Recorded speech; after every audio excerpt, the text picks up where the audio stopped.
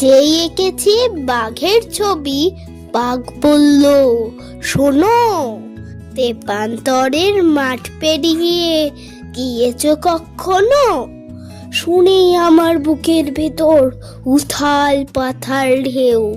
আমি বললাম, বলছি, তবে বলবে না কাউকেও। বাঘ বলল, পাগল, বলেই আমায় পিঠে নিয়ে লেজ নাড়িয়ে উড়ে চলল মেঘের ভিতর দিয়ে। মেঘ ছাড়িয়ে আকাশ এবং তারপরে সেই মাঠ, মাঠের শেষে ক্ষীরের নদী, শান বাঁধানো ঘাট। বাঘ বলল, ওই ওখানে মায়া কমল গাছে রাক্ষস এবং রাক্ষসীরা মুখ লুকিয়ে আছে। আমার তখন বুকের ভেতর মেঘ গুড় গুড় গুড়। বাঘ বলল, চিনতে পারো? এই তো চিনপুর, এখানেই তো রাজকন্যে দুধকুমারীর বাড়ি। দেখতে যাবে? যেতেই হবে, নইলে কিন্তু আড়ি।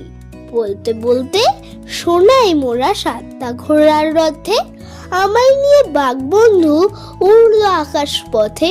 হঠাৎ আমায় চমকে দিয়ে আকাশ কালো করে দুধ দাঁড়িয়ে বৃষ্টি এলো, ঝড় উঠলো জোরে।